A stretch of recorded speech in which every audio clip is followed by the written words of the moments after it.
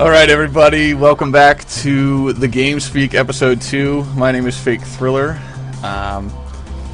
Joining me, just like last time, is Veggie 530, Stoob 67, and Snoob 603. How's everyone doing today? Swell. Stoobs, there seems to be some issue with your microphone that's either picking up your nose breathing or for some reason it's like Oh, hang on. Yeah. I already know. You know what it is? It's a good way to start things. I'm not worried about it, though. Yeah, that was like God testing me, like, keep a straight face. Well, I'm glad you picked up on it. I was like, really? It sounded like you were like, someone was sneezing in the background, like over and over again. Is it still doing it? Nope. Nope. It's good. You're all good. So, I thought last episode was pretty good. I thought we did, we flowed from topic pretty well. The notes I have for this episode are a little, like, spotty in where they, like, or when they actually happened. It's been over 2 weeks now since our last episode, so there's a few topics that are a little old that I just want to bust out real quick. Last episode we talked about the, Billionaire's challenge and how the fallout from that, like some crazy shit that was going on where Alky David was talking about killing people, so everyone bailed.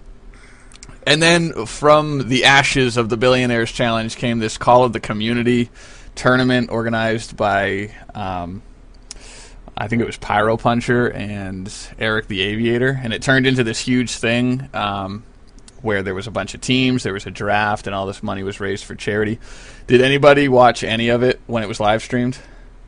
Not when it was live streamed, I didn't know. I Okay. kind of picked up on it afterwards. Yeah, because a lot of people are posting the games now and everything. And I wasn't, I wasn't too interested in the tournament itself. I find Call of Duty actually, like, really difficult to watch, like, in a competitive forum. So do I. So it didn't appeal to me too much, but I thought it was awesome how everyone came together in the community. There was, like, literally, it was like a who's who of the YouTube Call of Duty community was involved in this whole thing. I don't know how much was raised, but a good amount, I think, was raised for charity. And we can finally put that whole Alky David thing to rest, so... Well, it's nice that we go from video bumping and misleading titles and miscategorization and all that to the community actually coming together to do something good. Yeah. And a little less self-serving. And well, although the competitive thing's not really in my nature for, like, you know, the FAMAS only playlist type of thing, like, 'cause that's basically what it is. Yeah. It is nice. I'm sure a lot of people are actually into that. And it's nice to see it go to a good cause. Yeah, I've always sort of looked at the video game YouTube community as something that's kind of a lot of people do. It's like that whole gamer stereotype thing. You don't go around, like, parading that you're a gamer and everything because there's that stupid, like, stigma that goes along with it. But now, like, this is actually something that could be covered and could be a yearly thing. And could be reported on and seen as a very good thing. And we could actually be more than just a bunch of random people who put videos up on YouTube and talk about them and stuff like that. If we're actually doing it for a good cause. So that's a good thing overall. I don't know if anyone has continued to follow anything that actually did happen with the Billionaire's Challenge, because it did go through. Only use me blade, I think. And yeah, that's about only all use I me know. wasted. yeah. The only thing, I mean, I sort of lost interest after a while, like, the whole thing sort of fell apart, and the Call of the Community tournament sort of took over. But from what I understand, Only Use Me Blade still flew out to California. Sandy Ravage was with them, I think. Yeah. So the video I remember seeing, I don't know if anyone else saw it, was of Only Use Me Blade and Sandy Ravage hanging out. And they said they snuck into somebody's house and found, like, a bottle of liquor or something like that, and they got absolutely wasted right before the tournament. And they weren't supposed to. And they were, well, yeah. Well, I'm glad that they upheld the integrity of the event. Right. Yeah. Yeah, see, that's why I don't keep up with too much of that stuff too in depth because, I mean, it's a video game. Right. That whole thing almost seems like it's an insider type thing. Like, to really, I mean, even if you watch every video that all these guys post on what's going on, you still are kind of like an outsider looking in. Like, I know you guys are trying to include like the YouTube community, but it's kind of just like me trying to get a glimpse in your own personal lives and what you do on the side. And I'm not really following what's going on here other than you took advantage of some guy's money to be a dick. Yeah. Did anyone sort of following along with the Alki David thing? The person that was involved with a lot of this that I thought was kind of odd because he comes from an obscure corner of the YouTube gaming community is DJ Keemstar. I don't know if anyone watches his videos. I've seen a few of them, but it seems like their whole atmosphere, their whole goal on video making and everything is all about trolling each other. Yeah. And this big racism thing popped out of nowhere. I don't know if did you guys hear about that? Did you see? I heard a little bit about it. Yeah, the videos with all that. That was discussed on Painkiller already, right? With Hutch and the last one. Oh yeah. He was actually I think Keemstar dialed in. It was kind of weird because Woody lost his cool. He did. I remember that. Yeah, he like got pissed like right when Keemstar was calling in. Something about like Keemstar wasn't actually ready to join the podcast, and he said he was ready. So Woody flipped out, which I thought was really awkward. It's like when one of your friends, like you're all hanging out and you're all like ragging on someone, and then someone just gets like really pissed and takes everything way too seriously, and then everyone's like really uncomfortable afterwards. So this big racism thing like sparked out, but I don't want to get into that because it's kind of old news. I'll only say one thing about that, and I don't like Hutch at all. Like I think it's because our personalities are so similar that I don't even like watching his videos. But I actually agreed with most of the stuff he said, and that pissed me off because I don't like agreeing with Hutch, and that's what I have to say about it. I've noticed that because I follow you on Twitter, and for anyone that doesn't know, the way Twitter works is anytime anyone you're following posts something, just like a regular post, it shows up in your feed. If they post something to someone that you're not following, then I don't think you see that feed. So like, if I wasn't following Hutch and Veggie wrote something to Hutch, I wouldn't see any of that activity. But I do follow Hutch, and it's like every so often Hutch gets into these flame wars on Twitter, and Veggie always has like an opinion on it, and it's weird because I'm almost always agreeing with Hutch, and it's like Veggie out of left field coming in like taking a swing at Hutch, and I'm like, yeah, and it's awkward because so you were saying you always agree with Hutch, or you always disagree? Typically I don't necessarily agree with Hutch, but I think it's generally because I'm kind of a know-it-all, and I recognize that, and so is Hutch. Right. And he comes from a perspective that he's kind of all-knowing or more mature, the most mature person in the room, or the most experienced person in the room. And that's usually my position. So I don't know. Maybe it's just like a cat fight among. That's a good nerds. You know? Well, I think there's like a lot of psychology there. Because when you do talk like that, like when Hutch talks, like he does know, like he firmly believes what he's saying, and he doesn't like understand how anyone could see it any other way. It's like, I don't think inspiring is the right word, but for someone who's undecided, it starts to like click and make sense, like the way he explains things. So it becomes a very powerful point of view, just the way he presents whatever he's presenting. And I usually, I don't get too deep into all these different dramas and everything, but once Hutch starts talking, I'm like, yeah, that's true. Like, that does make sense. Even if I agree with him, although, like, hearing him say it, I'm like, damn, I don't think that anymore. Yeah. now I gotta join somebody else. So you just, it's funny because I think Bash, I don't know if any of you guys follow him, Bash LOL. I did, yeah. He made a video like a month ago just making fun of like how to be a Call of Duty commentator, and at the end of it he was like writing his notes out for his first commentary, and it was like, Hutch says MW2 sucks, and then he was like, no, he deletes Hutch and he goes, I think MW2 sucks, and he was like, yeah. He knows he's gonna have friends. kind of relate to that. I'm like, yeah, everything Hutch says makes perfect sense. I don't know. Maybe I don't. Maybe I don't think for myself enough. But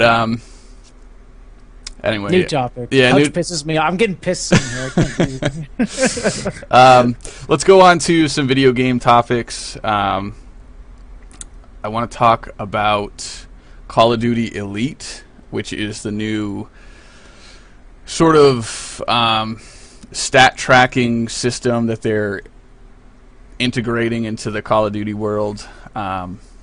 If anyone has ever played Halo and tracked their stats online, it's like Bungie.net. It sort of gives you... It was actually really cool. They've had it ever since Halo 2, where they basically keep a log of all your games. They tell you like what maps you played on, like your win-loss percentage on these maps, like your win-loss, like all the different stats you could possibly imagine. It's like the back of a baseball card with how many stats are on there. And I think it's interesting that they're finally integrating this into Call of Duty. But what do you guys think about it? Because remember, it's going to be free, but there's going to be paid services. So does anyone have any ideas what they think the paid services might be? Or I have a few ideas. Like the rate, or what they'll provide. Both. I mean, $10. Yeah, I think it's going to be like $10 a year, or is it a month? What I've heard was the best thing that I heard was from a video on Game Trailers with Michael Pachter, and that's actually the link that I put in the show notes was to Game Trailers, where he talks about he's willing to bet it's $5 a month, so $60 a year, and included in that is going to be the map packs. So if you get 3 map packs, they'll be for free, so that's $45, and then so essentially you're paying $15 for all these extra features that we don't know what they are yet. But I'm willing to bet. That's exciting. Yeah. Well, I'm sure they'll tell you before you have to pay. It's like Christmas, you know. Yeah. Only you're paying for it. So, one of the things that I think they're going to integrate, which going from Bungie.net, what they have is they have this video rendering service where you can upload a game from like your file share. And if you have so many like credits, you can buy like Bungie credits or something like that. You can actually render a game or so many minutes of game footage into like a Windows Media video. So then you have it on your computer and you can watch it and edit it and everything like that. I wouldn't be surprised if they integrated something like that, because right now the upload to YouTube feature that's built into Black Ops is atrocious. Yeah, my first video I did that. You're like, yeah, I'm on YouTube. I did different ones because I only had 29 seconds. So I made this like big clip, and it was like, I'm like, blast these dudes, and I come around the corner, and there's like a gap and a blank, and the next one. Yeah. Well, that's on Xbox though, right? Well done. It was through Xbox. Yeah, on PlayStation, not only is like the interface itself absolute crap, but any of the videos that are uploaded through the PlayStation Network version have audio stuttering problems. And they look like me when I move too fast. Yeah. You know? Yeah. It's like frame rate down to 6 frames a second or 6 frames a minute or something like that.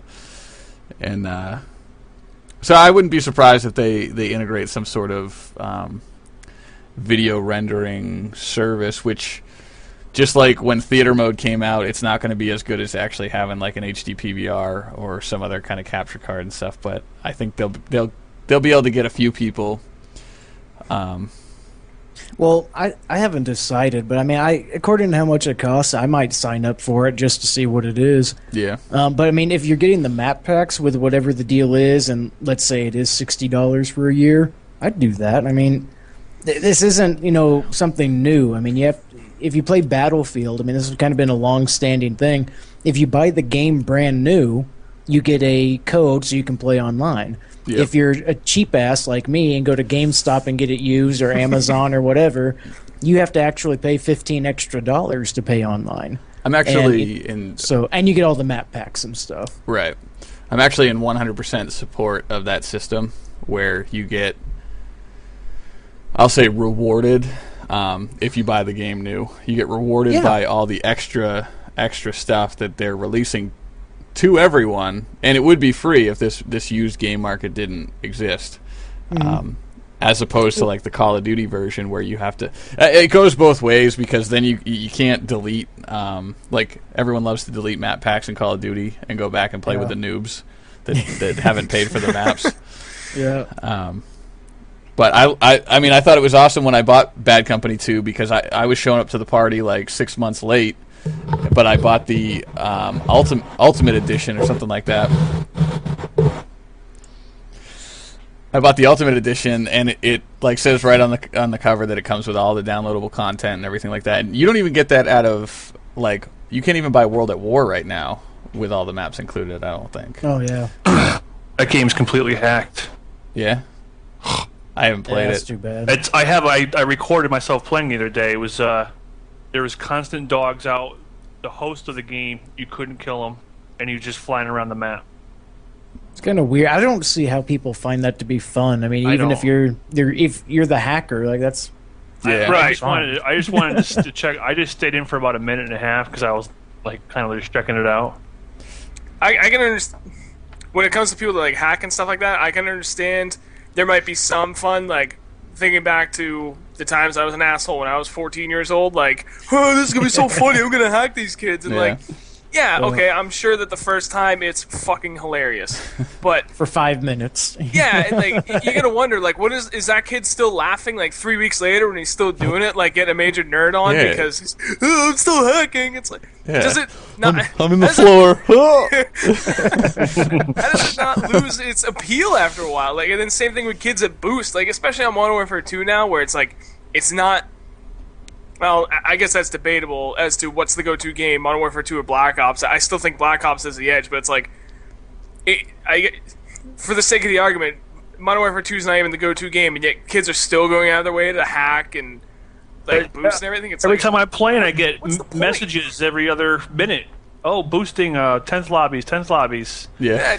Like, this game's almost 2 years old. Well, the calm down. Like, the dumber things is one of the last times we played Modern Warfare 2, we got in that, remember that lobby we got in, and it was flashing all over the screen talking about like D-ranking, and it was all it was just a light show. It didn't do anything. It was just like a light show on our display.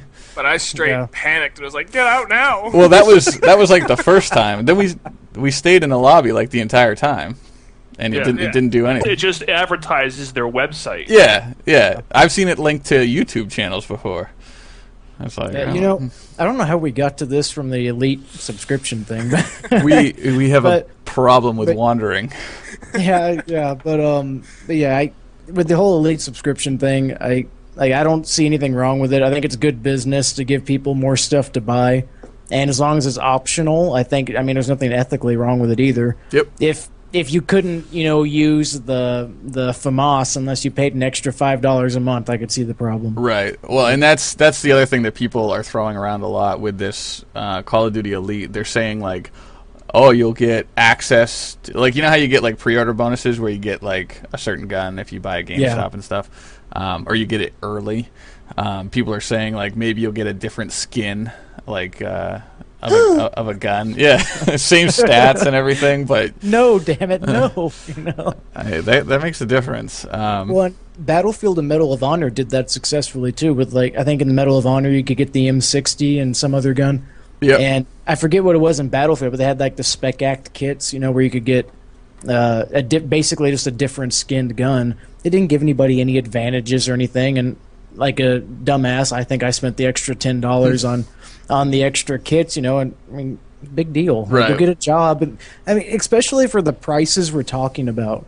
I mean, if you're talking about $5 a month, go get a job, work for an hour, right? And pay for it. And then have some money left over in your pocket to get like a soda. or something. I mean, I think most of the people freaking out are maybe too young to have jobs, and they don't realize that even if you can't afford it, it would only take an hour to pay for it. Right. Dude, I mean, come on. Go mow If lawn. you're 12, you're going to walk over to your mom's pocketbook and snag out $10 and just be like, it's not that easy anymore. You gotta like get the card and then run to the computer and type in the number. Parents still keep buckets full of change and stuff by their bed. What are you gonna champ, go and I do? bought my Buy parents like blind when I was a kid. What are you gonna do? Like go buy a Visa gift card at the supermarket or something? Yeah.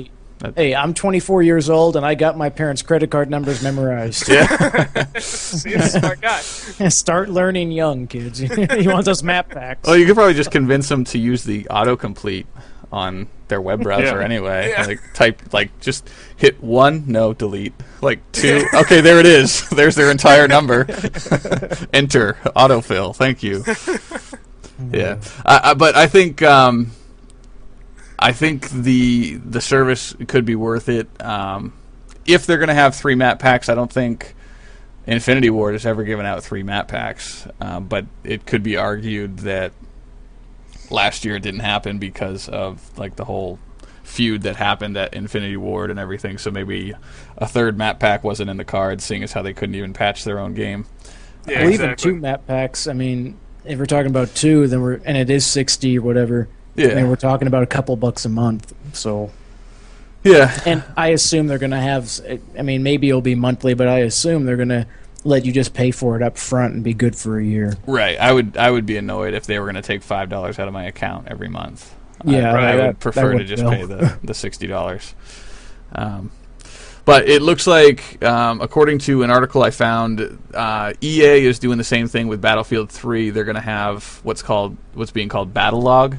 It's gonna. I know there was a bunch of independent sites that would track your like Medal of Honor stats and your Bad Company 2 stats if you were to enter your info. BFBCS.com, I think. Yeah. So Yeah. That sort of proves that people want it. I don't know if there's anything out there for Call of Duty, but Battlefield has always sort of been like the more elitist game. Like people that play it feel it's a much better game, and that's why they play it. And they're more invested in it. And if there's a demand for something like that, and there is, because there's independent websites doing it, there's eventually going to be a price. That's just the way it's going to work, in business. And you got to learn that young. Like, you can't get stuff for free because people got to make money. Even a YouTube video. I mean, people used to post YouTube videos of them gaming, and they didn't make money off of it. And that changed really fast. Yep. Yeah. Now they make that YouTube money. No. So yeah, BattleLog's coming out, and now with Halo Reach having Bungie Net and BattleLog coming out for EA, it almost seems like if they didn't do Call of Duty Elite, then they would be left behind. That would be a major fault on their part for not including it. Mm-hmm. It could really take away from the game overall. If some Joe Schmo consumer was trying to decide what game would be best to sort of invest in, he might choose Battlefield over Call of Duty, which happens once in a blue moon. Right. But the next link I have for a topic is Battlefield 3 videos in the alpha stage showing off like weapon customization. I don't know if you guys watched them. They're kind of long videos. I'll post links in the I'll post all these show notes in the description so people can look at them at their leisure. But it just showed sort of like the same sort of system as Bad Company 2. You pick your weapon, you pick your attachment, you pick your gadget, you pick your specialization, and then you're off and running. I think they might have had like a class saving system, so you could that'd be nice. Switch back to it real quick. But the game looks sharp. I mean, the more and more I hear about Battlefield 3, and maybe it's because it's getting to the crunch time for like their development cycle, and they're starting with the ad campaign and everything, but Battlefield 3 is starting to look like really awesome. Well, that was the thing about with Battlefield Bad Company 2, and that was the main problem I had with it when we jumped into it. I loved the game. It was really good. But because they don't have what like Call of Duty has with prestiging, we were so far behind. We jumped into that game well over a year after it came out. So we're playing against these like full teams that are just loaded with squads of 45 to 50 ranked people that were just destroying us because we're all like rank 8. But aside from that, Battlefield 3 is getting more of my attention than Call of Duty. Like, Call of Duty still gets plenty of attention because I'm familiar with it. Like, I understand just the whole mechanics behind everything, and I know what to expect going into it.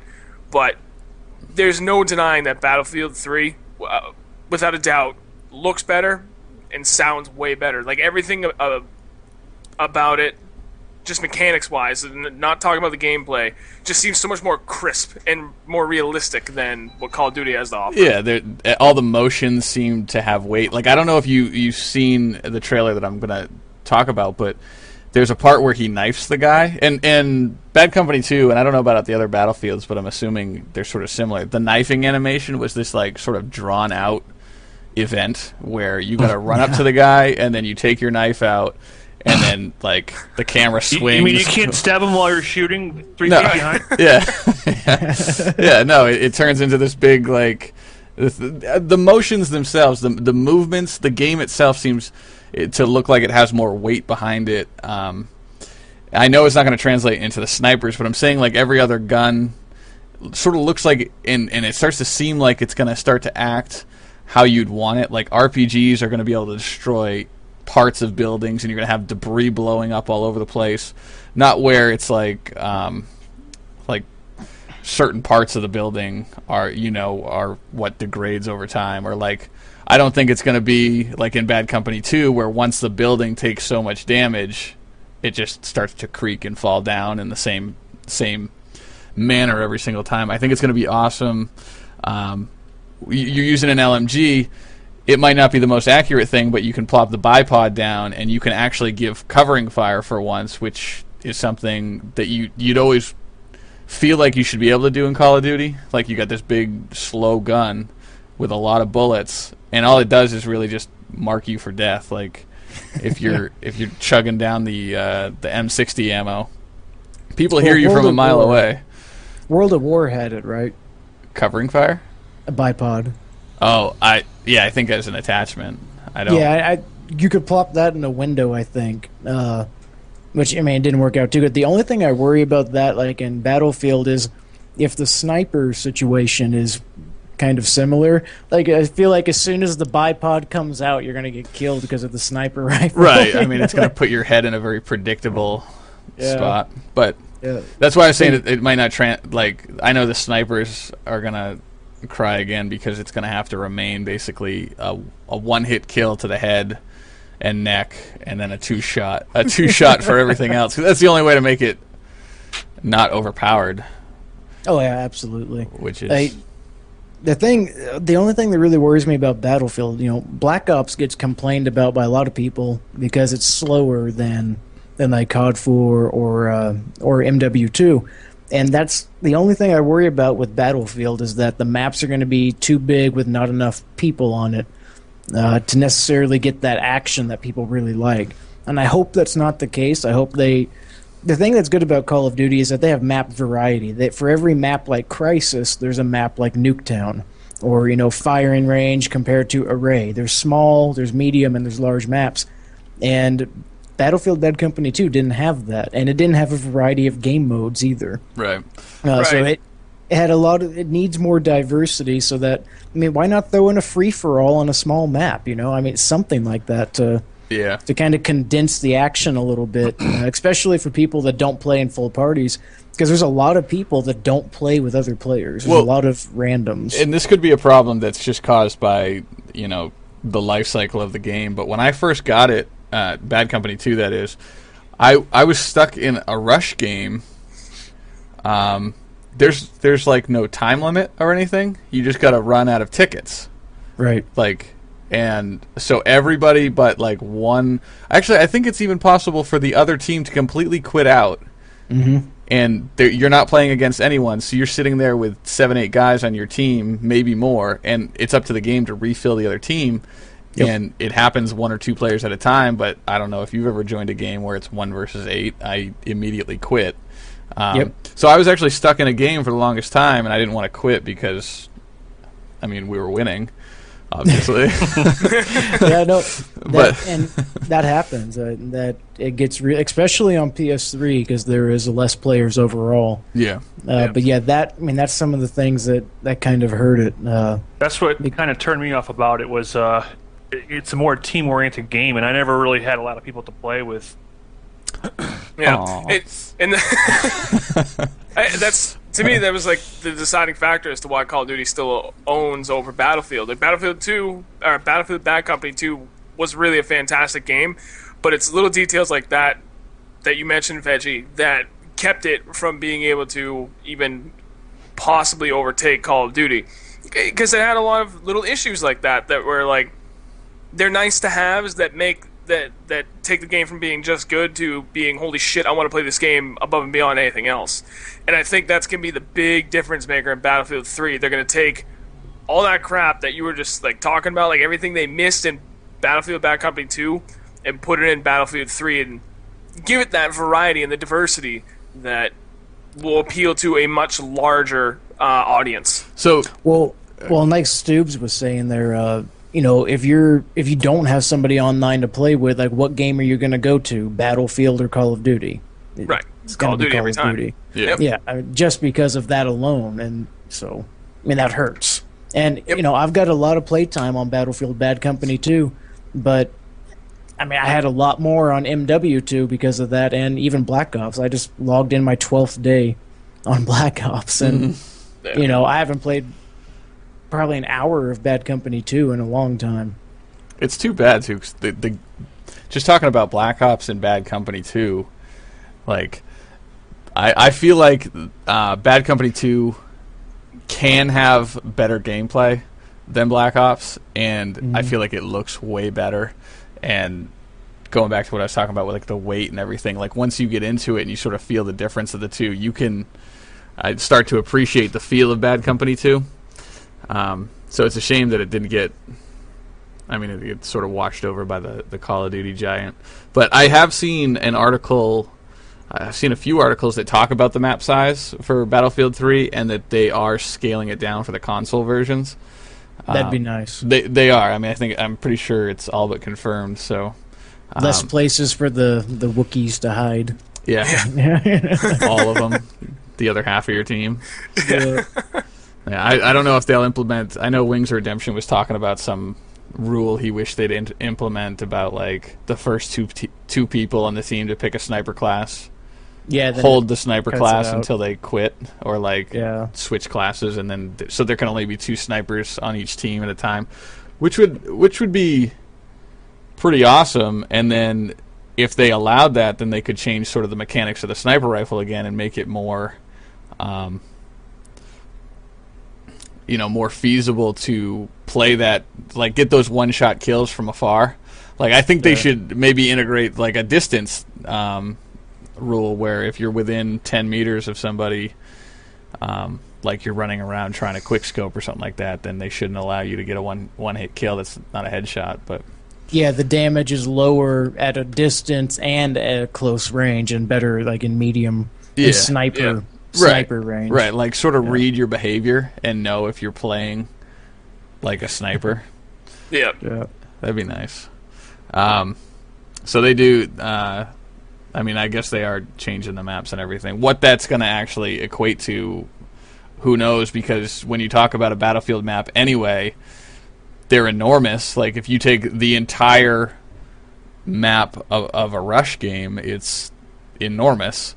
But obviously divided into sections at a time. So are they talking about making the overall thing smaller so there's only, like, 2 segments or something like that for the consoles? Or are they talking about making each of those segments like even more cramped or something? I don't know exactly what they're planning on doing, but hopefully I hope it's good. Yeah, hopefully it works out well. I'm sure it won't be that drastic. Let's move on to the next topic. I mean, we're kind of floating around the same 2 topics over and over again. Yeah, that's true. But we'll talk about something a little bit different. The next thing on the list is the Call of Duty XP Modern Warfare 3 event. I'd already signed up if my fiance, she's a teacher, she goes back to school. Oh yeah, by the time it starts. Yeah, if she wasn't working there, I'd be going. I don't have the money for it. I mean, it's something I would definitely go to if I had the spending money and the time, but it's not really. To do that, I would need like a friend to go with me so that I wouldn't feel like the dork that went, like to the gaming event. Like I'd have to have somebody there. Like, now we can't tell anybody that we did this. Well, at midnight. I went to a midnight release with my best friend, and that was fun. Like, we were just kind of goofing off, and it was for MW2, I think. Yeah. Then I actually went by myself for Black Ops, and I felt like the biggest dipshit. I went by myself. I would recommend. I hated going by myself. Like, I felt so dumb. Well, you're still cooler than the group of like 6 or 7 like high schoolers that are there. Will you buy my game for me? No, that are pretending that are pretending like they're too cool to be there, yet they're still there. Like when we were, was that It was at both. That was at Modern Warfare 2 and Black Ops. And they're just like both times at our local Walmart, and there's just that group. A bunch of tools. They just walking around being tools, like thinking they're funny, picking stuff up, throwing it, giggling, like talking really loud, but yet they're standing in line for Modern Warfare 2. Like I was like, "Don't you have school tomorrow?" Yeah. Just like can you buy my game? 10, 12-year-olds in line. Yeah, there was one kid that was just in front of us in line for Black Ops, and his card kept getting declined. I felt so bad for that. Do you remember that kid? Oh, yep. He was like, I know there's the money on there. I put it on there earlier today. I don't know what the problem is. And I was like, dude, that sucks. I want the people that forgot their IDs. Yeah. Dude, one of them had an older brother who was like my age who was buying all of their copies. He's like, yes, I'll take 8 copies of Black Ops. Yeah. And, man, people were asking me to buy their copy and stuff, and I felt bad for one kid who was like 12. His dad was there with him, and his dad was drunk off his ass. Oh. I don't know how he was planning to drive the kid home. Just like he was. He's like, y'all are too old to be here. He's like, you guys are way too old to be playing video games. God damn it. I was like, that's it. I'm leaving. Can you buy more than one copy? Oh, you were at a GameStop? Because I had mine reserved, and then when I got up there, I'm like, one of my best friend that he works for me. I'm like, you know what? I'm gonna buy him and surprise him tomorrow. So I took the day off because I was just gonna play all night. I was playing all day, and I rolled up to the job. I'm like, got you a surprise. Did you let him take the day off too? No, he was working. Oh, that would have been awesome. I'd like seriously jizz in my pants if I got stuck working on a like Call of Duty release day, and then my boss like opened my office door and was like, "Hey, let's get out of here and pwn some noobs." I'd be like, "Oh," like, "Yes, please." Speaking of Uber nerd, I don't know if we're gonna be able to do the midnight release this time. Why? I don't have enough vacation time to take a day off again. What are you talking about? It's July. I know. Well, they restructured our vacation thing at work, so instead of being able to accrue, like, I get 2 weeks a year, so I get X amount of hours per week. Yeah. Now it's 2 weeks a year, you get it at the beginning of the year, and when you use it, you lose it. That's it. They just restructured it, and I've already used up most of it. So most, as in you still have 8 hours? I've got like 3 days left to use for the rest of the year. Hey, you're just gonna have to pull an all-nighter and suck it up. Yeah. You're gonna have to save it, okay? Yeah. Well, I mean, I don't understand the problem. You have 3 days. I'm not even tell the wife that her vacation's off. Like, I know you really wanted to go out of town, but you go use alone. video games to play. Yeah. You have to use a sick day now. Yeah, that's true. Well, I was gonna say, is that possible? Oh, like, I mean, I'm saying, do you have like sick days, or is that all rolled in? Oh no, it's different. Your boss isn't watching now. I know. Yeah, no kidding. No, but it's different at our company. There's no like set amount of sick days because I'm salary. It's just if you're sick, you're sick, and if you take excessive days off, there'll be a problem. But I've been at this company for almost 3 years, and I've only called out sick 6 times. Now, this is where you got to blur the lines. You got to, like, I know how my handbook reads, like my policy manual, and it doesn't say anything about being sick. It says if you're not in a fit state to work. So you can read that however you want and be like, call your boss, be like, listen, I got a huge nerd chubby, and I cannot make it to work today. No, well, the thing is like, if theoretically you wouldn't even have to lie. You could take a sick day and you wouldn't have to lie because you just go to the midnight release. We'll stay up till 4 or 5 in the morning. You're gonna be feeling like shit because you're gonna be like really overtired. Like, what time do you have to be at work? Like 6? I usually show up like 6:45. Yeah. So yeah, no, it's pretty definitive. I'm gonna be sick that day.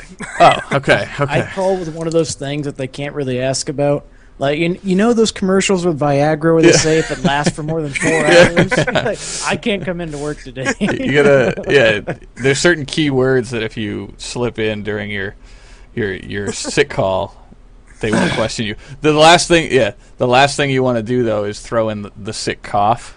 I can't, guys. I can't make it to work today.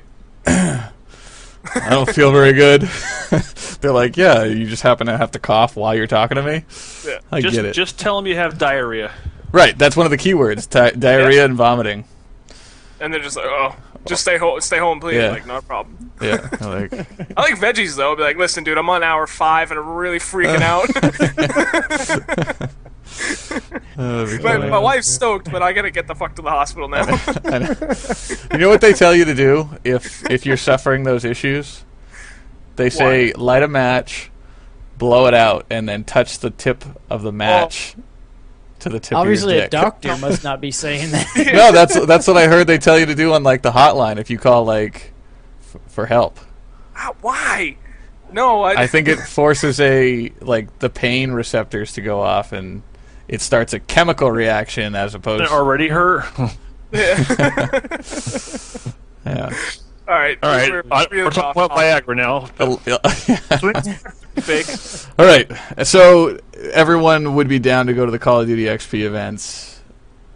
Yeah. If we had the time. I don't even and know the where it money. is, and to be honest, I don't know much about it. But literally do know it sounds like something I'd be interested in doing if money weren't an issue. It's the multiplayer reveal with you get to play Modern Warfare 3 and all that stuff. Also, Right. It's where? LA. Yeah, that was the hang up. I didn't know where it was, but I assumed it would be West Coast because that's where Infinity Ward's located. Oh, yeah, West. Hey, I know it's backwards, but East Coast. East. Yeah, actually, I know somebody who went to the Black Ops multiplayer reveal last year, and they invited me to go, but I was like, no, that's okay. But I guess they had really good food and like hot chicks and Call of Duty T-shirts, and I'm kind of regretting that I didn't. They're having a tournament as well, I believe. Yeah, and even though I'm on the West Coast, if it's in LA, like that doesn't mean I'm close to it because I'm from Northern California. Yeah. That's like 500 miles at least because Yeah. LA is practically in Mexico. That's lost in translation to a lot of people from our area because we're all up in New England, where the states are about 2 hours wide. Yeah. So It takes like 6 or 7 hours to go from Southern California to Northern if you start like at the bottom or top. yeah, There are It's 3 not states bad. away. I could be there in 2.5 hours. yeah, Yeah. yeah. We don't want your kind up here. It's back the way you came. All right. So, just a little troll topic, real quick. Did you guys hear about ModernWarfare3.com? No, I read it in your show notes. It redirects. That's the first I heard of it. I don't know if it still works, but it redirects you to EA's Battlefield 3 site. Some dude bought the domain like 4 or 5 years ago from GoDaddy, like probably when Modern Warfare was popular. And he's been sitting on it this entire time, and then recently He's been waiting. Yeah, Smart man. yeah. So I guess Activision has got all up in his shit, though. Yeah, there was a lawsuit, right? Yeah, I don't think they're like pursuing him criminally or anything. I think they're just trying to be like, cut the shit. Like, Yeah, it's some sort of, I guess, where they want the domain name, right? I thought it was illegal now to sit on it. You have to have a reason to have the domain. oh, I could see that. Yeah. I Yeah, it could see wouldn't that surprise me. defense. Like, Well, I have a reason. I want to show off Battlefield. yeah.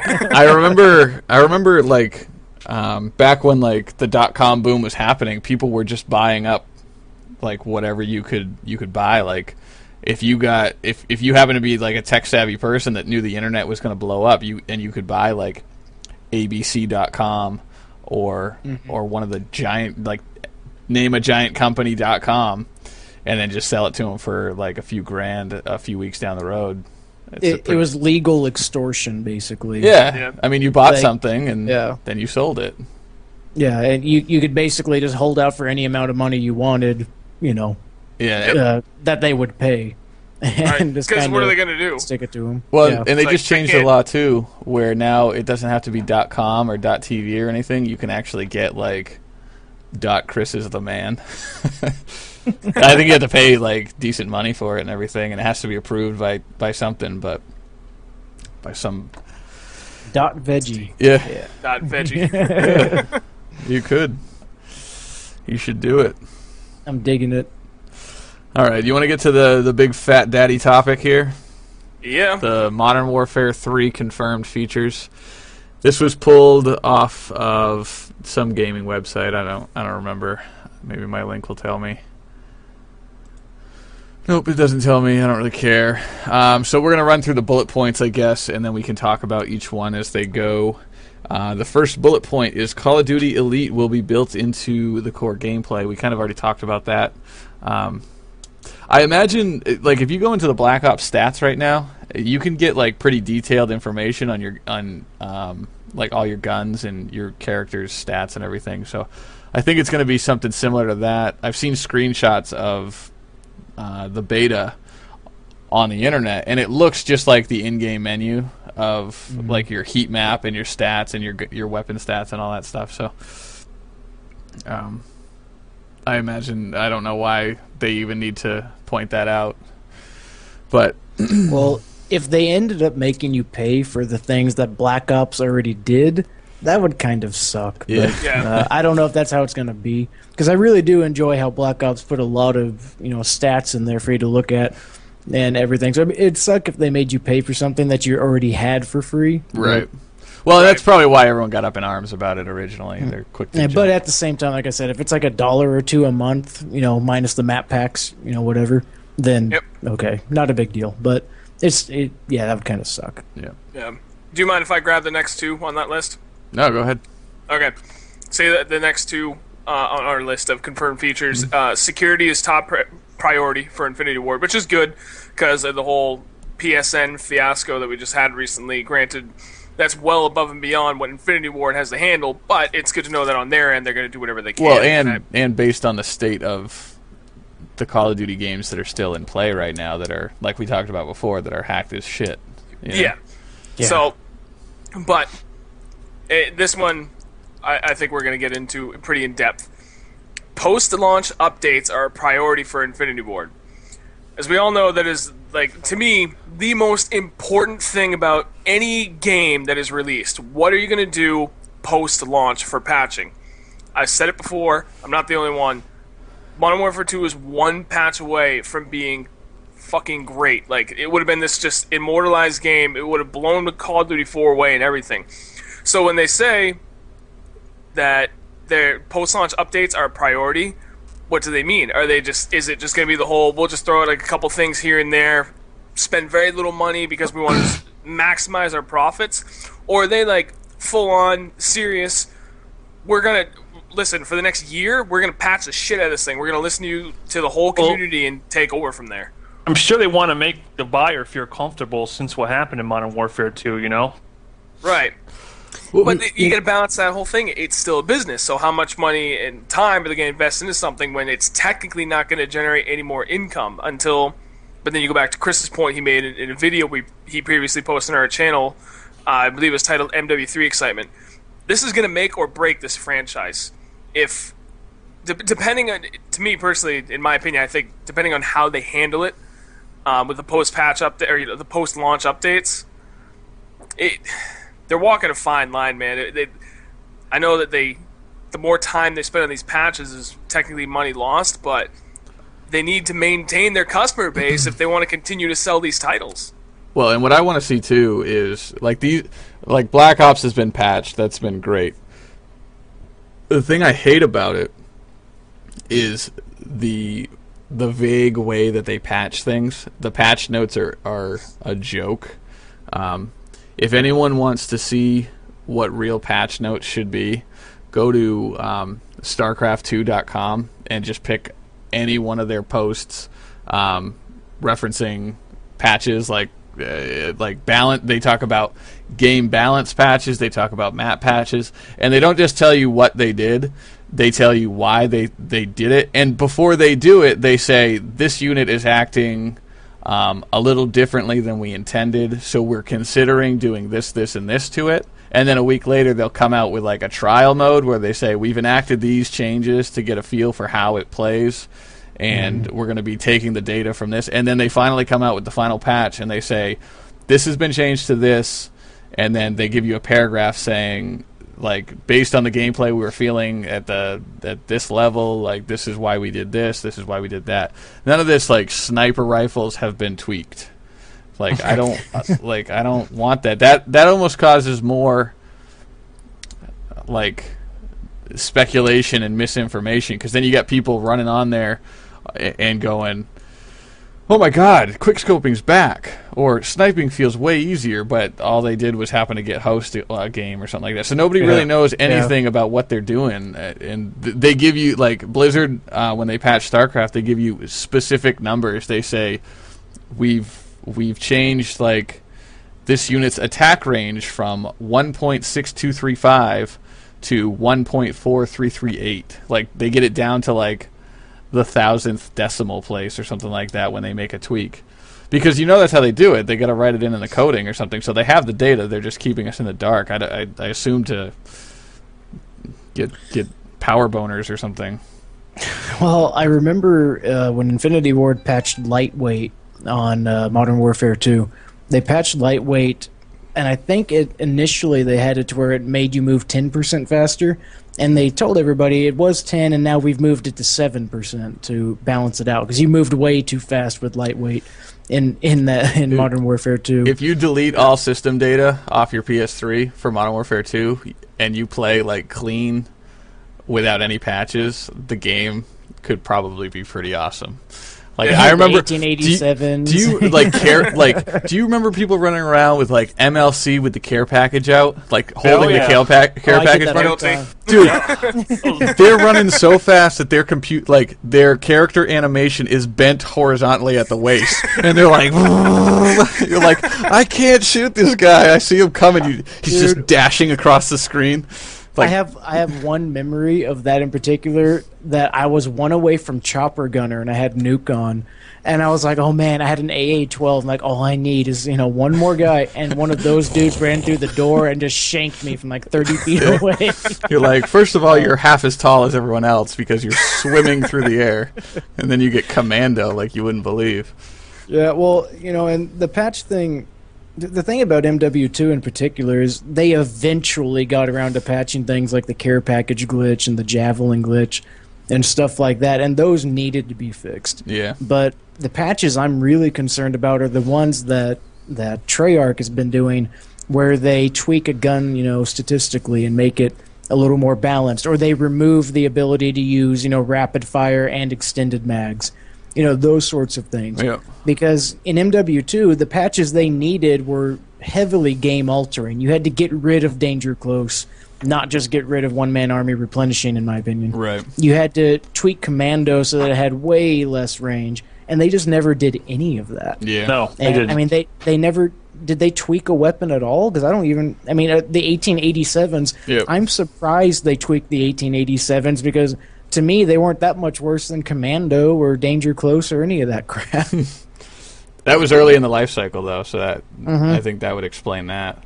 Yeah, because that was really early. Because I remember using those all the time, thinking, "Man, these are great." It was as soon as people got, like, I remember people were at, what was it, 55, 70, 65? I think it was 63. 70. Right, yeah, models. but you get it at like 63 or something. 67. Oh, 67, okay.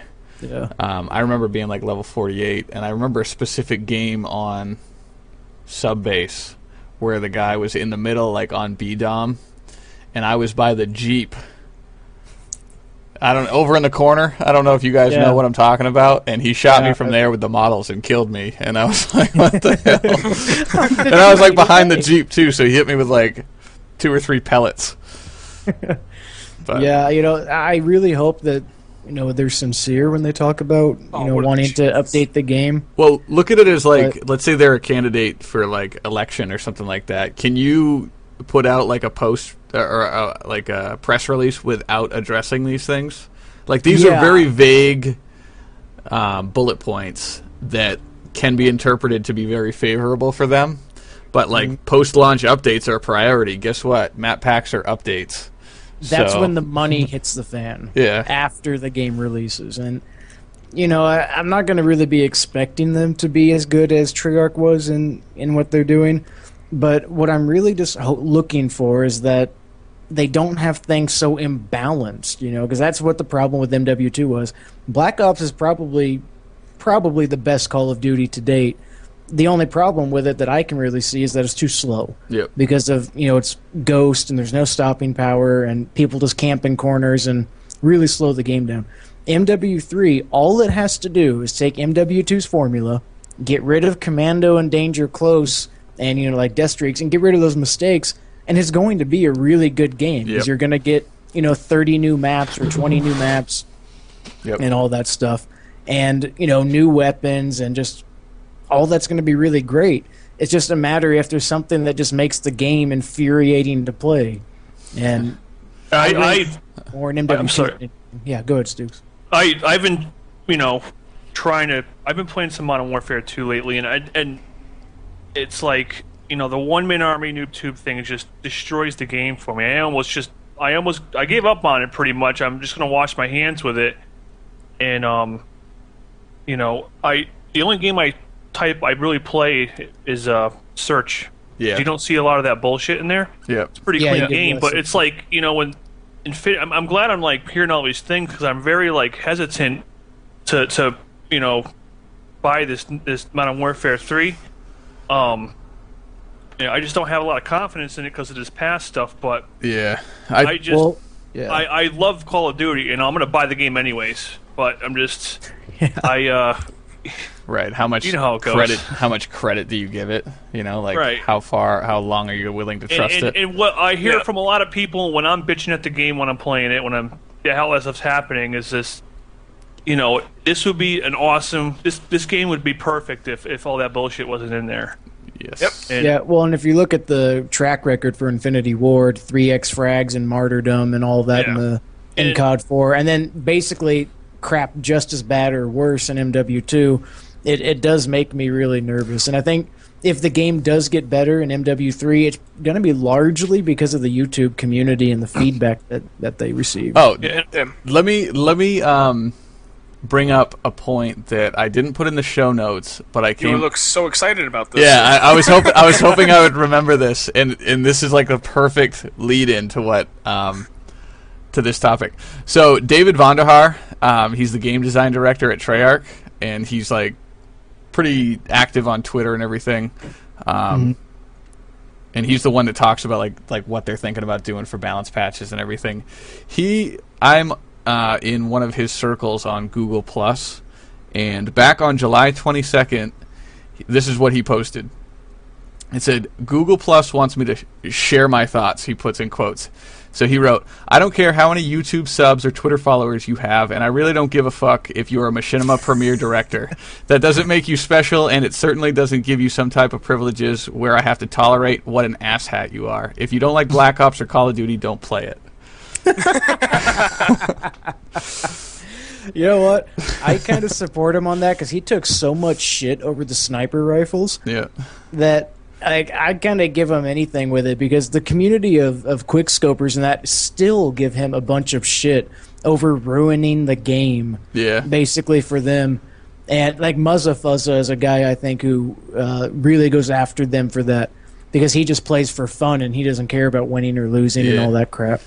Well, I've been trying the sniper rifles lately, and I'm doing pretty good with them. I think they fit really well into what sniper rifles are, or what they should be in kind of in gameplay.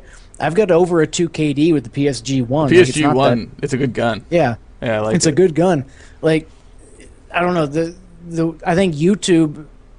It's kind of funny because YouTube kind of had the opposite effect there, because you'd think that, with how big that was in the community, that Treyarch would embrace it, but they actually didn't, and it worked out for the best. Yeah, well, so in our the past 10 minutes, we've covered basically the next 4 bullet points, which are MW3 will build up from COD 4 and polish every aspect from Modern Warfare 2 gameplay-wise. Modern Warfare 3 will focus on gun-on-gun fights and less on air support. No. You mean there's not going to be 3 Harriers and a Pavlov? I know. Dude, I was playing Modern Warfare 2 last night, and I was in a friggin' game, and there was 2 enemy Harriers and an AC-130 in the air, all on the enemy team, and it was an absolute nightmare. I couldn't hear anything. The only thing that really sucked about that is that you get spawn trapped and then you don't have time to pull out like your Strela or your Stinger or whatever. Yeah. Because it was really easy, with as powerful as those kill streaks were, it was really easy to just die and shoot them down. Well, and if you... Because Cold-Blooded gave you automatic immunity. And you can almost punish the other team for putting up too many kill streaks. If you have a Pavlo and a Harrier on the other team that are flying too close, you can take them down with one Stinger. Yeah. Like if they're next to each other in the sky. Yeah, I've done that. So, I mean, it's pretty nasty too. And then the final bullet point was quick scoping will be in Modern Warfare 3. And when dun. When I say final bullet point, I mean the final one out of the 4 that we just sort of covered. Who said that? This was in an interview. This was at the bottom of an interview with Robert Bowling. Because as far as I'm concerned, just with playing with them a little bit, there is quick scoping in Black Ops. It's just not as prevalent as in MW2 because of the sleight of hand pro thing in that. It seems like all the really good quick scopers are doing well with it. Well, right. The big thing it's is just the crappy wannabes that can't. Right. Well, the big thing is sleight of hand pro still doesn't work with the sniper rifles, so that's like the big hit to the quick scopers. Because I remember when Black Ops first came out, you could hardly even snipe regular because you had to wait a second and a half for the scope to dial in. I think they've progressively lessened that to the point where it's pretty quick right now. So if you can get the scope up, you can pull off a quick scope, but you got to get the scope up, and that still takes. Which is basically like COD 4. Right. Yeah. Just without a glitched sniper rifle that lets you get a one-hit kill. That 5 fucking damage. sniper rifle. Well, that was a source of so much rage. I mean, that was a source of rage, not even with the ACOG sniper, though. I remember we'd be playing Search and Destroy on Creek, and everyone goes prone while they're planting or defusing a bomb, and like I don't know how many times one of us or our teammate who's defusing has been killed because his ankle was poking out behind the bomb site. So you take 2 shots to the ankle, and you're like, really? But I mean, how do you expect a sniper rifle to work if you're going to take that away from it? The next bullet point is the MW3 unlock system will be unique, in quotations, and will not use currency. Good. No! What I'm hoping for is the score chain system from Medal of Honor. Yes. Where everything you do sort of plays into a points system that accumulates during the game, and then you can choose to use it in certain ways as you hit certain markers. Yes. So for people who have not played Medal of Honor, you get points towards your score chain or kill streak, whatever you want to call it. And it can be an assist, it can be a flag capture, it can be a kill or whatever. And if you die, your points go away. It was such a brilliant thing to do. It's the best thing that Medal of Honor did. Yep. And I don't know why Black Ops didn't pick up on it personally. I really don't know why they didn't. But I really hope MW3 does that because, if I get 1 kill and cap a flag, I think I should have a UAV. Damn it! Now, Now, I didn't play Medal of Honor. So before a game, did you set up what you wanted your score chain to be, or was it? No, in Medal of Honor, they had it to where at each level of points, like 100, 200, 300. Whatever, you could call in a defensive score chain like a UAV or a offensive one like a mortar strike, and they were different on each level. Okay. So you got to choose. So you could choose according to the situation. Like, my team could use flak jacket right now or whatever. So it's like you have every kill streak equipped. Only yes, you have the possibility to use them all. Just according to what you want to do. Right. Now that I don't care if they had it like that, but right. as far as having an assist and having a flag capture, if they go towards it, if they just make a like a combination of the two, you pick your 3 or 4 kill streaks, Call of Duty style, and then you gain they're not actually kill streaks anymore; they're more like score chain achievements. And when you get to that point, you get it. So you cap a flag and you get a kill, then you could have a UAV or an RC car. Whatever you chose. Once you get to 700 points or something, then you could have a Harrier if you got there. I think that's the best way to do it. It really is. And to be honest, one thing that I wish they would change, since stopping power is not going to be in there, I wish they would make Ghost or Cold-Blooded to where a UAV only shows you once every two swipes. Yeah, just something to make it a little more I don't know. Yeah. But they said stopping power is going to be built into every gun, so maybe the game's going to be so fast-paced it won't even matter. I've been playing Modern Warfare 2 recently, and I haven't used stopping power yet, and I'm killing people plenty fast. Yeah, I mean, I use cold-blooded, that's it. Yeah. So if too much air support. I've noticed that a lot, that since Black Ops has come out, you run into a lot of cold-blooded on MW2, and even I've started to use it with the UMP, because you don't need stopping power on it. Right. I just run around with cold-blooded, and nobody knows where I am. Yep.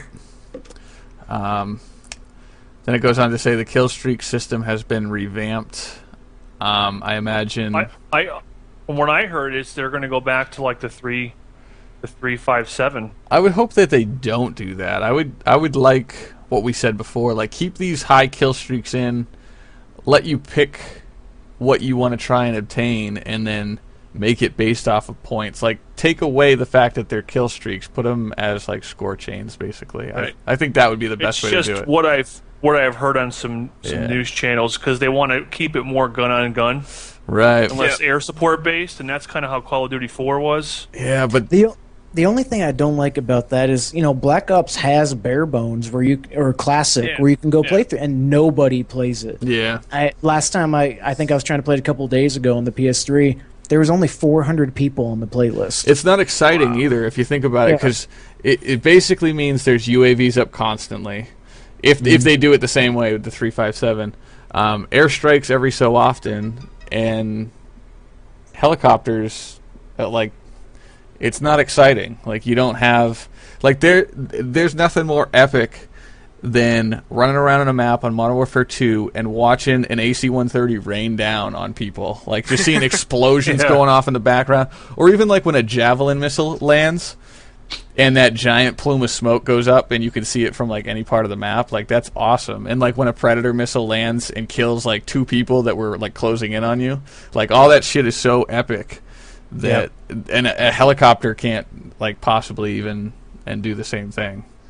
Well, in the 357 thing, that was fun, but I don't know. I feel like taking a step backwards may not be the best thing to do. Right. I think having a classic game mode is good, because I like to go play the classic game mode, and kind of not worry about it. But imagine how much more powerful Ghost would be and more used it would be if there is no stopping power and it's only 357, so everybody's going to be running a UAV. Right.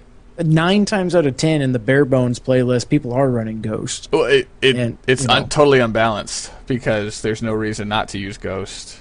Right. So maybe they will. I don't know. But when they say it's going to be changed, I think it is going to be a score chain like system. Yeah. This is me using my psychic powers. Yeah. And I think that's a good thing, even if the kill streaks are a little. I don't feel like they're that powerful in Black Ops because they're so easy to shoot down. Yeah. But even if they are a little less powerful, that's okay. It's because there's nothing but helicopters.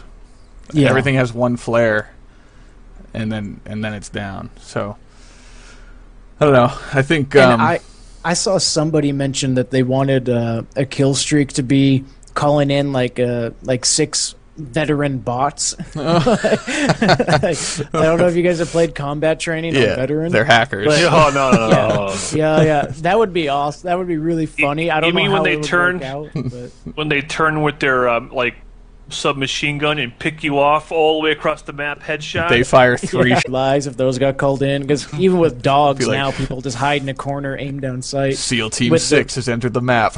Like, oh shit!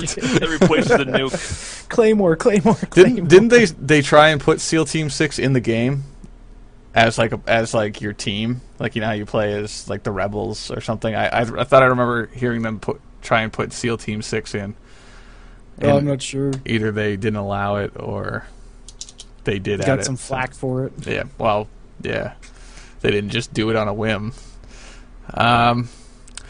Let's see, weapon damage, we covered that. This bullet that says confirmed maps, Dome, which is a World at War map, right?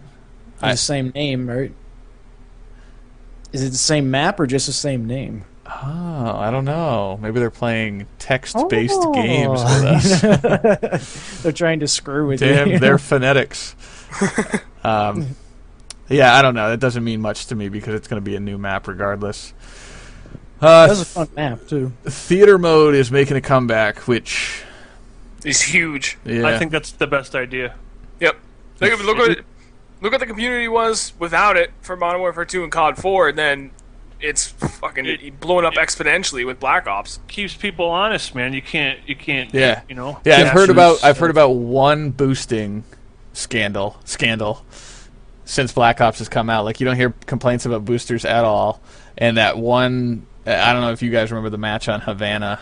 There was like some guy got like 685 kills or something like that in a single game. And they just used it. For some reason, the guy was dumb enough to go and post it on YouTube.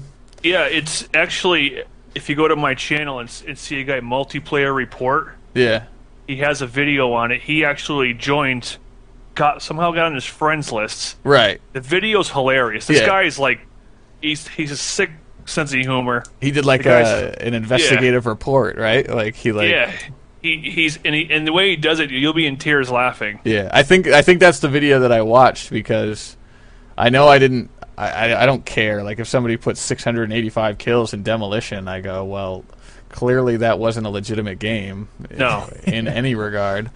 Right. So I don't care to watch the actual game, but then I did watch some sort of expose, if you will, on that match, talking about how he weaseled his way in, like sent him a chat message and then got on his friends list somehow and then searched through his file share. Actually, I'll send you guys the link to that video. And exposed him. And I think it got so big that like JD 2020 or someone like that commented through Twitter saying that retribution will be swift. I don't know. How dare you screw up our leaderboards? But it is nice. I mean, not having to worry about boosters if you want to play free for all or. Yeah. The only thing I worry about with theater mode is I've heard people say that that's the reason that there's frame rate lag. Yeah. For some people, it's because of theater mode. It puts strain on the host connection. It's all host based. At least it is in Black Ops. Because that's when I get frame rate lag. Only when I'm host. Right, and that's what people were saying a lot. They're like, this doesn't make any sense because I finally get host and the game is almost playing worse. Because everyone was bitching about, like, before, like, a few patches they did where we had connection issues and stuff. I still can't play Ground War because I get hosts like 90% of the time on a Ground War game. Yeah. I don't... And it's unplayable for me. Everybody's like a second ahead of me from the frame rate lag. Wow. It's really bad. I'll be shooting at somebody and getting no hit markers, and then when I watch the kill cam, they're actually 5 feet to the right or left. And you don't. Yeah. And you don't shoot in your kill cam. So it's really terrible. More because the lag. All right. So yeah, theater mode is good. Plus, it makes it easier on us because you don't have to have that PVR recording every game, every session. I'll say I really do enjoy that because now I can play an HDMI cable and not change my settings from one game to the next. The only problem is sometimes you'll get that one awesome game and then host migration. It just won't. Yeah, it won't be there. That happened to me once. I was bullshit because I had this fantastic game and went back the next day. I was like, gonna capture this, and just everything was gone. There was nothing in my previous games. It's like, fuck. Playing last night on Nuketown, Team Tactical, and every time some guy came up to me, I'd lag out and die, and every time I tried to shoot someone, I'd lag out and then get killed. I'm like, something has to be going on here. Well, a downside to theater mode is like it's great because it allows people to make like awesome montages and like all these different theatrical like style videos and stuff. It adds like a new dimension to like our YouTube scene, but at the same time, it also gives birth to all these bitch videos where what you used to be able to do is if you were recording with your PVR, you could go back and sort of capture the 5 or 6 seconds of bullshit and talk over it. But now you can go back and like you can look at what the other guy's perks were, and you can get all this like background information and make all these like really negative videos and like go crying to everyone on YouTube saying, "Look at how much this sucks. Like this is all bullshit." And it kind of breeds a little bit of negativity. I could see that being a big problem too, as like a big YouTube guy. is I remember like when the game wasn't out yet, Black Ops and Wings of Redemption and Woody's Gamertag and all those guys had it early. Somebody got a collateral on, I think it was Wings and one guy that Woody promoted at one time. I can't remember, but it was before the game came out, and like instantly it was up on YouTube. Like, look, these guys suck. You know?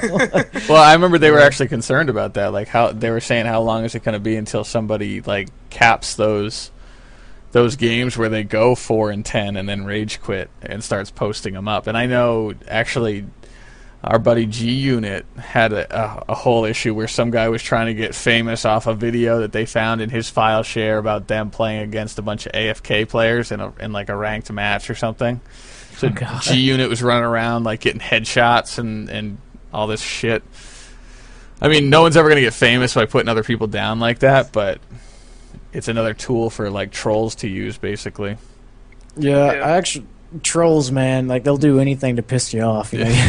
That's what I kind of like about the PS3 is you don't really have that problem. Yeah, because people can't send you a chat invite and then look at your combat record or anything. Right.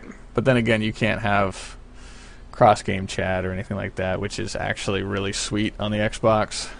Since I don't have that many subscribers, maybe I should be pissed that I can't do that. Yeah. Like, damn it. Yeah, you want people stalking you.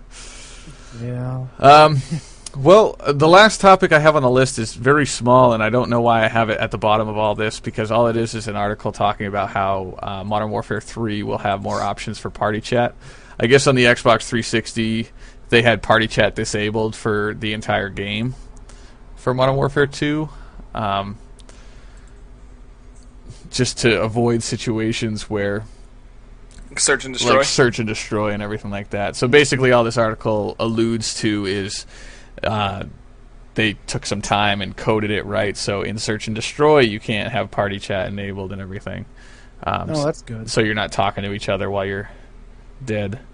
I'm really interested to find out if they're going to have split screen come back. Yeah, in MW3. That's a good question. Because that was really cheap in search and destroy, and they always got terrible connections. Not to mention, sometimes for some reason they get host, and then everybody has a terrible connection. They're like, they're like, wait, we have 2 players in this game that are sharing the same connection. Let's make them host. I don't see them taking it out though, because it'd be kind of a step backwards. Because so many people use it. I mean, you can't get in the lobby without seeing it. I think that's what Treyarch and Infinity Ward are sort of destined to do is play Leapfrog, and for the first year, because I don't think they work that closely together. I think they do not. They're almost like they're contracted companies, you know. Well, and I think they actually dislike each other too. They do. I know there was some hostility towards Treyarch when Activision took the Call of Duty name away from Infinity Ward. And let them work on it, but it's almost like they have a year to innovate, and then the new Call of Duty gets released by the other company, and then you have the rest of your development cycle to integrate all the features that they innovated. So that's probably what they've been doing for the past 6 months is putting in theater mode and. Well, I think they kind of took that from Halo too, to have the option for split screen and stuff, you know. Yeah. And it's a good addition. I mean, in terms of people being able to do that. Not so much when you have peer-to-peer servers, but that's what everybody does it. Yeah, there was actually just recently there was a T-Mart video that went up that I think had dedicated servers. It's like Modern Warfare 3 dedicated servers info or something like that. It might have just maybe been... he's talking about PC? It might have been clever titling to entice people to click. It might have been talking about PC. Yeah. You know, the only thing, you know... Or maybe I'm not a PC gamer, so... I didn't even click on the video. It could have just been a topic. Maybe he was having a commentary about how he would like dedicated servers, so... You know, everybody says that, and I do have to kind of say that dedicated servers aren't always a great thing, because if you played Battlefield when it kind of first came out, there was a long time where lag was just atrocious on that game. Right, it affects and everything. It didn't affect everybody. It only affected some people. So I mean, you can get lag going on peer-to-peer or on dedicated. So plus Call of Duty and like the birth of the YouTube community kind of, I think, was founded on these host connection games. Yeah. Where the 95 and 3s and stuff like that. Like, oh yeah. I mean, that's like kind of what people started to want to see, is like these epic beast gameplays. And you could probably still pull it off in the right circumstances, but you're much more likely to do it if you have a nasty host connection. Yeah, and whenever I play like COD 4, I always like go to speedtest.net, so whoever's the leader in the party gets host. Yeah. Because that's how you get host in COD 4. Yeah, you and like glitch it out like while you're searching for a game or something. You do a speed and test. then it just puts you in your own lobby. Yeah. And they took that out for MW2, and I know there was still a way to do it, but it was a lot more complicated. But I almost wish they would just let people do that, so that this is the selfishness talking, but all of the people who don't know anything about the game gets into a lobby where people know what they're know how to be host. Yeah. But that wouldn't be fair, so I understand. All right, do you guys want to keep going and talk about some non-Call of Duty unrelated topics? We've been going for an hour and 20 minutes on the podcast, or do you want to call it quits? I think we can call it quits there. We've covered a lot, and then next time, let's make it a point that we won't cover Call of Duty as much, and we will branch out into our discussions. Well, it depends on what's in the news. Battlefield and Call of Duty, try to migrate from it unless something big happens. Well, I have a full page of Battlefield and Call of Duty news. Like, I can pull all kinds of video game news, but I just don't know how interesting the conversations are going to be. Like, it's going to be like, hey, Batman Arkham City's coming out. Dude, that's going to be Game of the Year contender. That movie. Seriously. Yeah, funny that you mentioned that, because I just picked up Arkham Asylum yesterday. I traded in L.A. Noire because I finished all the DLC. It's a good game. And I played it on the 360. I've never played it on the PlayStation, so I'm going to play through it again to get ready for the new one coming out in October. Are you going to go for the Platinum? Oh, you bet your ass I am. Okay. I'm there's a part where it's at the very end of the game, and if you don't do it, you miss out on a trophy, and there's no way to go back unless you have God. I've already beat it, so there's no spoilers for me. So I'll go look at a guide and make sure there's nothing I might miss. All right, at the very end when you're going to fight the Joker, you walk through this hallway where there's like 10 enemies on each side, and you're just supposed to walk through. You know what I'm talking about? Yeah, I know what you're talking about. Okay, if you beat all those guys up, you get a trophy. Right. So, but if you just go right through, it brings you to the end boss and it ends the game. Well, yeah, that would suck. So, I would cry. Yeah. So if I missed that trophy, and Arkham Asylum is the only game I have a platinum on, and I had my buddy Alex, who was camping out at my house for the weekend. I had him play through the entire game on easy to get back to that part so he could get me the trophy.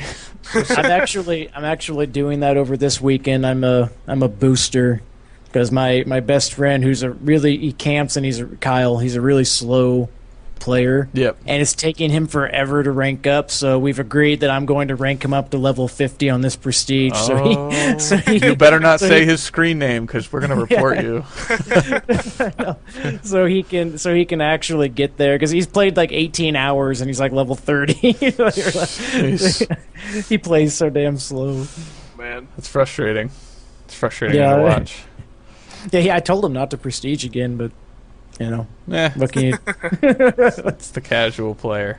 That's what I want to do. I want to try and get... I guess this is kind of podcast talk. I want to bring on guests, probably starting with the next episode.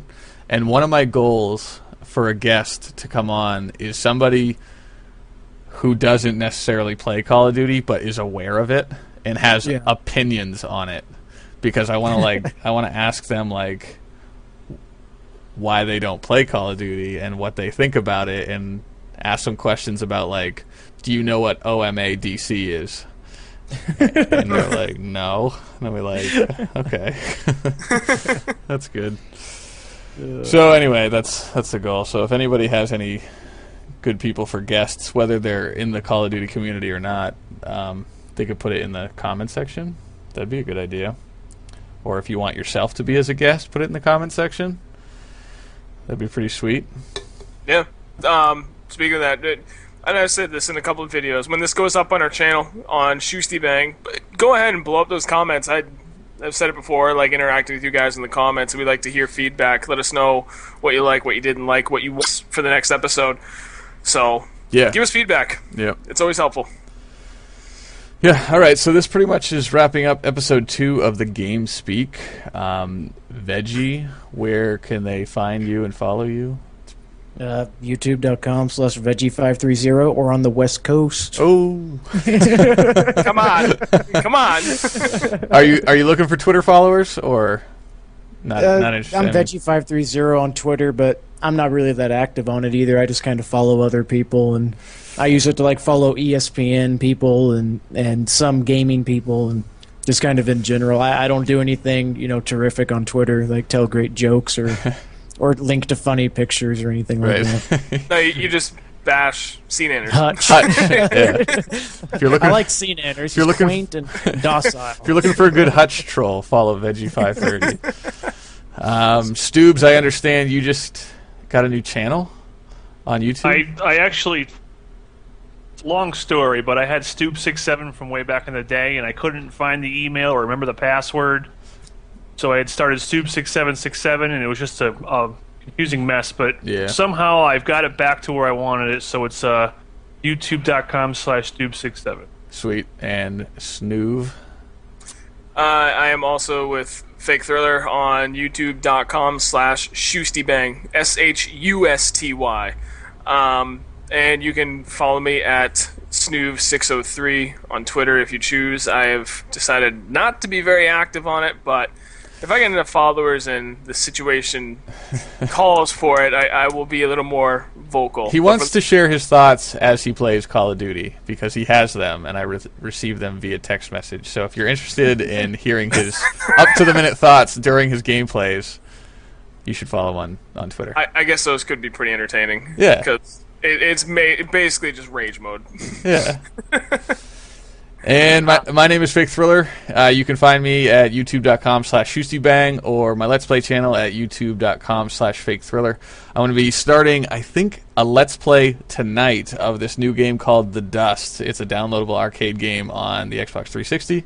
So that'll be up in the next few days. And you can follow me on Twitter at FakeThriller. I try and be witty and funny, and I post funny pictures, and I tell you like what I'm eating and stuff. Like I take pictures of energy drinks and chicken wings and stuff. Spoiler alert, he always eats Chipotle. Yes. Usually I find the most time to tweet while I'm standing in line at Chipotle saying I'm about to eat Chipotle. So if that sounds like something you're interested in, you know where to find me. So, all right, well, parting shot before we go, just a quick shout out to Shadow Rundas. He's actually been a long time subscriber to us, and Shadow Avengers, which is probably one of our newest subscribers. They've been keeping up with me during the live stream here in the chat bar, and I appreciate you guys coming out to watch it live. Yeah, I'll elaborate on that too a little bit. We live stream this every episode. There's only been 2, but it's the best way to record it and everything. So we'll put out announcements from now on when this is going to be live streamed, and if you guys want to join us and chat and everything, you can do that. So for Snoop603, Stoop67, and Veggie530, my name is FakeThriller, and this was the GameSpeak episode 2. We'll catch you guys later.